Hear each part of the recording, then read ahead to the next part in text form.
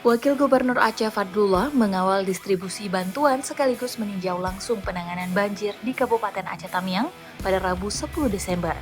Fadlullah memastikan bantuan darurat terdistribusi dengan cepat kepada warga dan memastikan setiap posko mendapatkan suplai logistik yang sesuai dengan kebutuhan di lapangan. Setibanya di lokasi, Fadlullah langsung bergerak menuju titik terdampak untuk memastikan kondisi terkini. Ia juga melakukan peninjauan ke area sekitar Islamic Center Aceh Tamiang yang kini menjadi salah satu posko penanganan banjir. Fadlullah turut berkoordinasi dengan relawan, petugas BPBD, serta perangkat daerah lainnya yang sejak awal berada di lokasi untuk memastikan respon penanganan tetap terarah dengan efektif.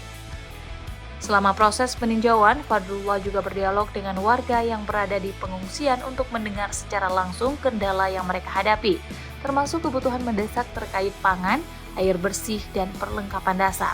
Ia menegaskan bahwa pemerintah Aceh akan terus memantau perkembangan situasi dan menambah dukungan logistik apabila diperlukan. Lebih lanjut, Fadlullah juga menekankan pentingnya penanganan cepat pada tahap pasca bencana untuk mencegah dampak lanjutan bagi masyarakat, terutama kelompok rentan seperti anak-anak dan lansia.